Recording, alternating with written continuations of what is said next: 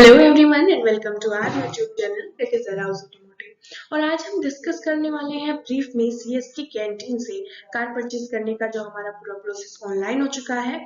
तो हम step by step देखेंगे कि किस तरीके से आप रजिस्टर कर सकते हैं, लॉगिन कर सकते हैं और अपनी डिमांड आप ऑनलाइन सीएसटी कैंटीन से कार परचेज करने के लिए प्लेस कर सकते हैं।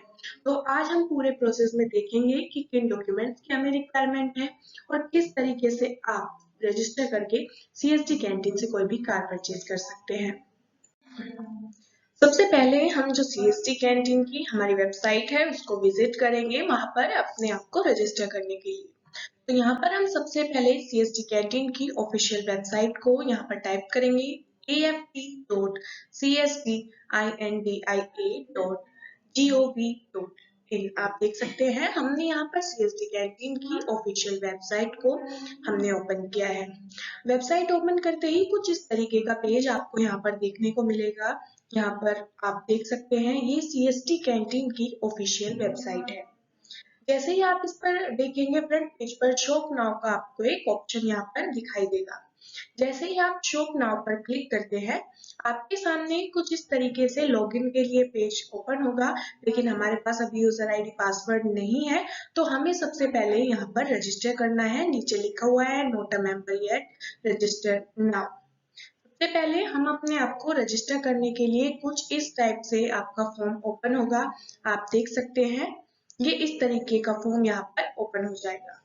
इसमें सबसे ऊपर रेड कलर में आपको लिखा हुआ मिलेगा कि आपसे निवेदन किया जाता है कि अपना कोई भी सर्विस नंबर, सर्विस पार्टिकुलर जैसे कि रैंक आप इस फॉर्म में कहीं भी यूज ना करें। अगर आप ऐसा करते हैं तो आपकी जो लॉगिन और एएफडी डिमांड है वो रिजेक्ट या कैंसिल हो सकती है।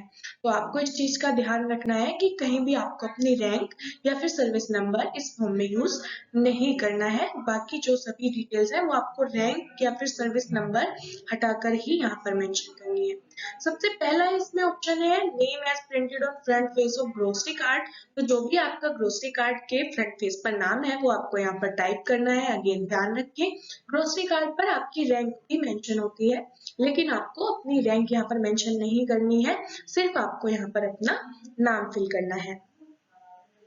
नेक्स्ट यहाँ पर लिखा हुआ है card ID printed on front page of the grocery card. तो ग्रोसरी कार्ड पर जो भी आपकी कार्ड आईडी मेंशन है फ्रंट पेज पर वो कार्ड आईडी आपको यहाँ पर मेंशन करनी है। जी से आपकी कार्ड आईडी स्टार्ट होगी। आपको ध्यान रखना है कि आप कोई भी डिजिट न छोड़े और इसको रीचेक करें कि ये सही तरीके से हमने फिल कर दी है। ये हम अभी यहाँ पर कार्ड आईडी फिल कर देंगे।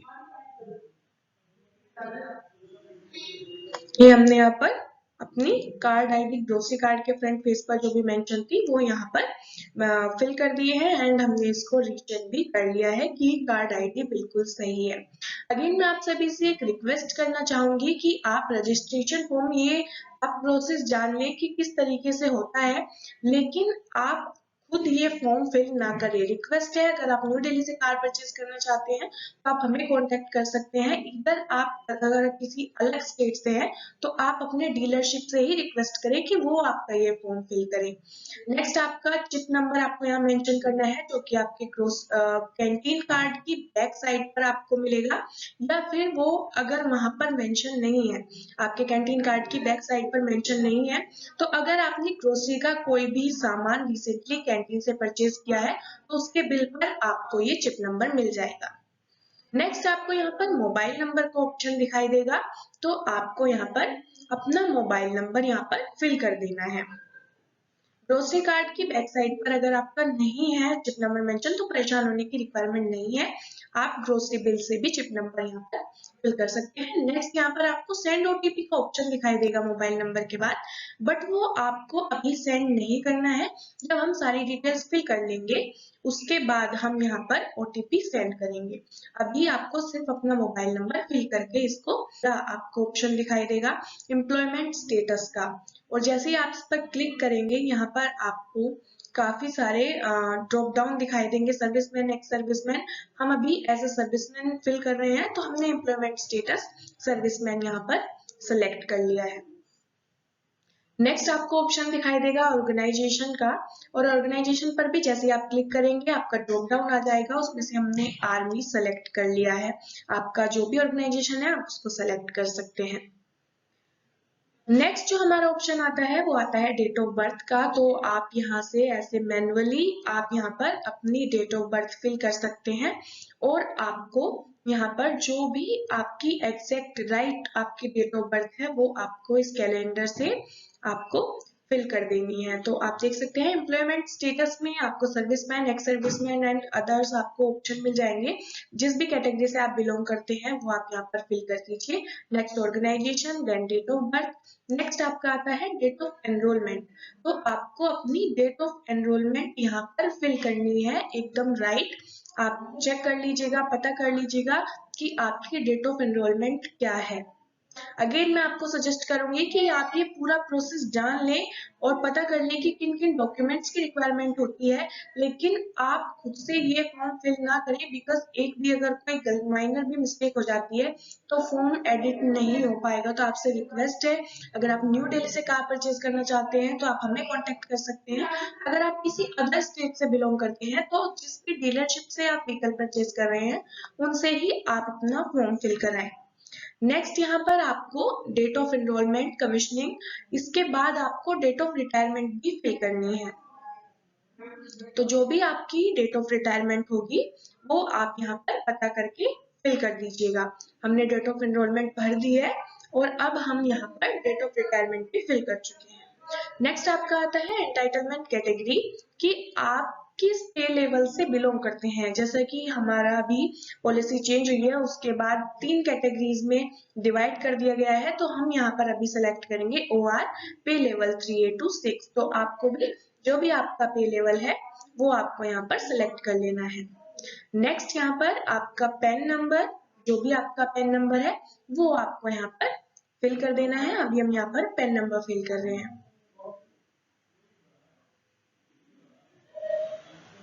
ये हमारा पैन नंबर यहाँ पर फिल हो चुका है। नेक्स्ट यहाँ पर आपको एक ऑप्शन दिखाई दे रहा होगा पीपीओ डिस्चार्ज नंबर, ब्रैकेट में लिखा है ESM। तो ये एक्स सर्विसमैन की केस में ही आपको यहाँ पर पीपीओ डिस्चार्ज नंबर फिल करना है, बट हम एज ए सर्विसमैन ये फॉर्म फिल कर रहे हैं तो हमें इस कॉलम को ब्लैंक छोड़ देना है। नेक्स्ट हमारा आता है यूजर नेम। तो आप कोई भी यूजर नेम रख सकते हैं, जो भी यूजर नेम आपको आसानी से याद रह सके वही यूजर नेम आप इसमें फिल कर दीजिएगा। याद रखने के लिए जैसे कि हमने अभी ये पैन नंबर हम यहाँ पर as a user name use कर रहे हैं, ताकि हम इसको जब लॉगिन करें तो यूजर नेम हम आसानी से याद रख सकें।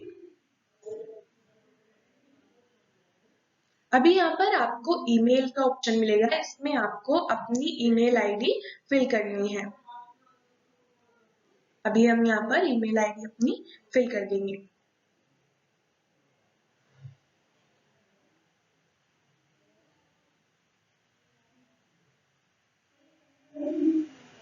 जो भी आपकी ईमेल आईडी है, जैसे कि यहाँ पर हमने लिखी है @icloud.com या @gmail.com, जो भी आपकी ईमेल आईडी आप यूज करते हैं वो आप यहाँ पर फिल कर देंगे।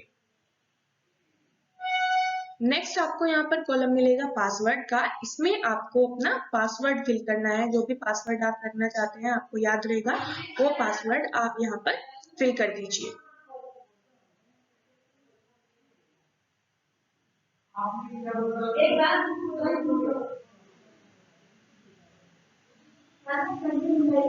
फिर यहाँ पर अगेन आपको ऑप्शन मिलेगा कंफर्म पासवर्ड। जो भी आपने पासवर्ड यहाँ पर फिल किया है वो अगेन आप इसको कंफर्म पासवर्ड कर दीजिए। और लास्ट में आपको एक बॉक्स मिलेगा I agree with terms of use and privacy, और इसको आप क्लिक कर दीजिए। फिर हम ऊपर देखेंगे हमने अभी तक सेंड OTP नहीं किया है, तो अभी हम सेंड OTP पर क्लिक करेंगे तो आपको यहाँ पर लिखा आ रहा है OTP सेंड सक्सेसफुली। तो जो भी आपका OTP आया है वो अभी आप यहाँ पर OTP, आपके जो मोबाइल नंबर है उस पर आपको OTP आ गया होगा, वो OTP आपको यहाँ पर फिल करना है। CST कैंटीन की तरफ से आपके पास ये OTP आएगा। अगेन चेक कर लीजिए आपकी सारी डिटेल्स सही फिल की है, बिकॉज अगर एक भी वर्ड आपका गलती हो जाती है तो उसको एडिट करने का ऑप्शन बाद में अवेलेबल नहीं है। तो ये आपको ये सब चेक करने के बाद आपको ये सबमिट करना होगा। सबमिट करने के बाद आप देखेंगे कि आपको एक पॉपअप मैसेज शो होगा, उसमें लिखा होगा कि जो भी आपका ये यूजर नेम है वो पहले एडमिन के द्वारा अप्रूव किया जाएगा, जिसमें 2 से 3 दिन भी लग सकते हैं मैक्सिमम। तो ये सबमिट करने के बाद आप वेट कीजिए, उसके बाद ही आप लॉगिन कर पाएंगे। तो सबमिट जब हम कर देंगे उसके बाद एडमिन से आपका यूजर नेम अप्रूव होगा, देन आप लॉगिन करने के बाद डिमांड प्लेस करने के लिए एलिजिबल होंगे। तो ये था हमारा फर्स्ट स्टेप, जिसमें हमने पूरा रजिस्ट्रेशन फॉर्म अपना फिल कर लिया है, सारी डिटेल्स सही से फिल करनी है, एंड देन हम वेट करेंगे एडमिन द्वारा हमारा जो यूजर नेम है उसके अप्रूव होने का। कि जो हमारी कैंटीन की वेबसाइट है हमें उसको विजिट करना होगा।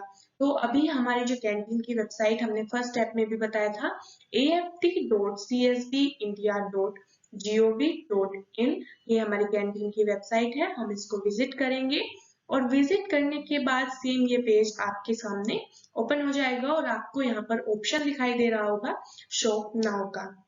जैसे ही आप ये आपको जो बटन यहाँ पर दिखाई दे रहा है शॉप नाउ का, इस पर क्लिक करेंगे तो लॉगिन के लिए आपका यहाँ पर पेज ओपन हो जाएगा और आपका जो भी यूजर नेम आपने बनाया है वो आप यहाँ पर फिल कीजिए, एंड जो पासवर्ड आपने अपना रखा हुआ है वो आप यहाँ फिल करेंगे। नेक्स्ट आपको यहाँ पे थर्ड कॉलम दिखाई देगा, जो ये डिजिट्स आपको यहाँ पर दिखाई दे रही है वो आप यहाँ पर फिल करेंगे, एंड देन आप लॉगिन पर क्लिक करेंगे।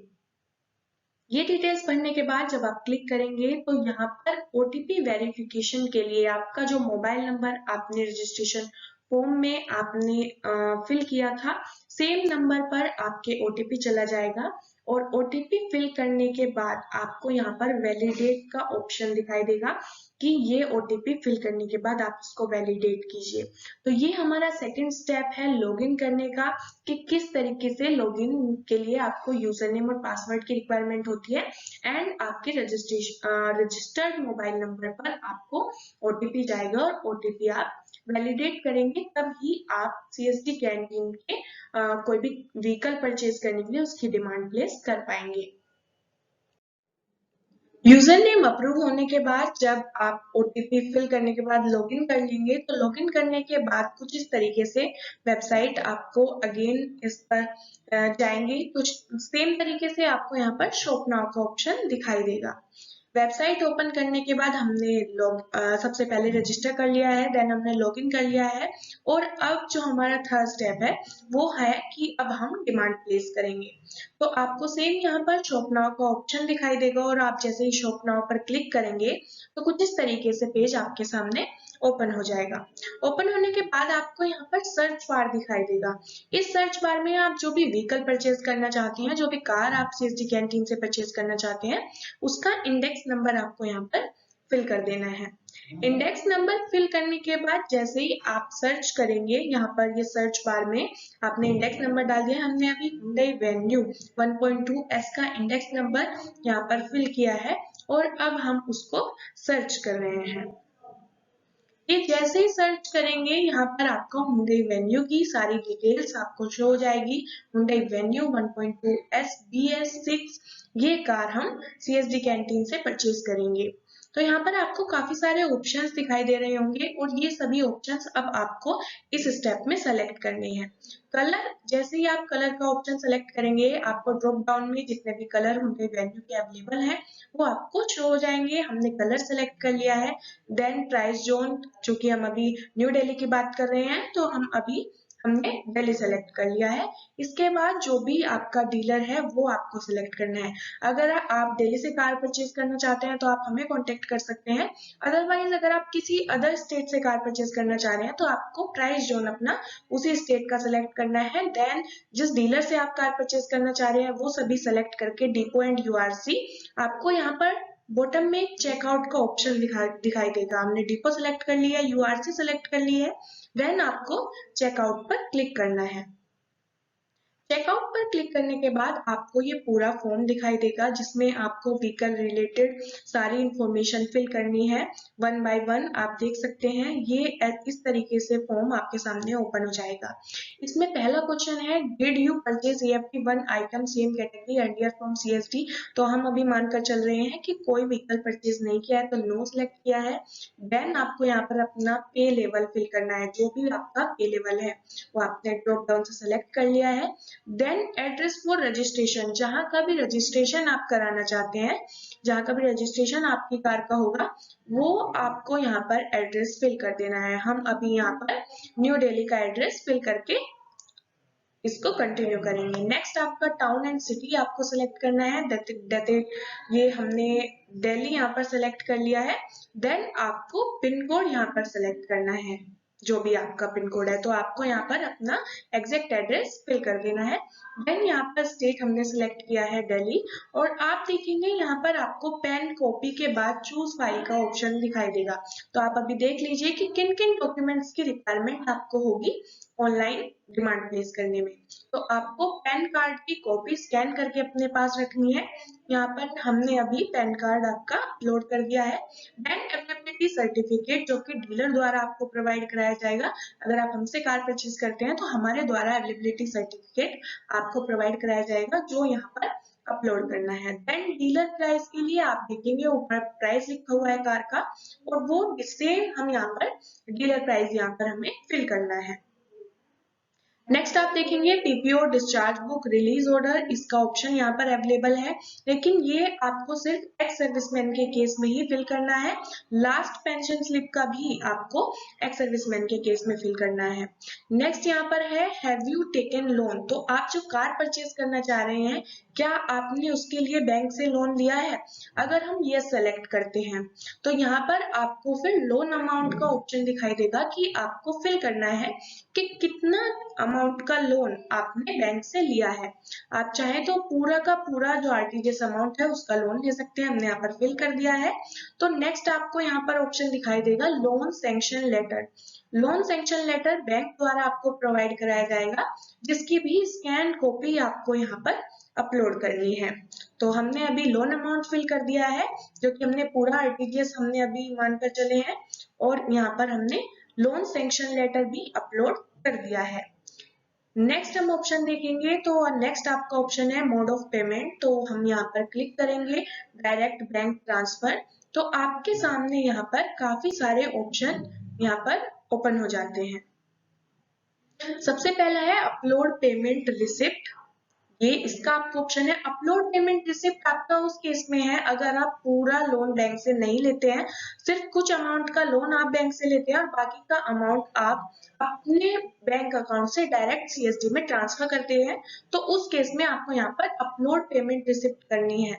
जैसे कि अगर हम पूरा 6,48,000 और जितना भी हमारा अमाउंट है उसका लोन नहीं लेते हैं, सिर्फ हम कुछ ही अमाउंट का लोन बैंक से लेते हैं और बाकी का अमाउंट अपने बैंक अकाउंट से ट्रांसफर करते हैं, तो उसकी पेमेंट रिसिप्ट भी आपको यहाँ पर अपलोड करनी होगी।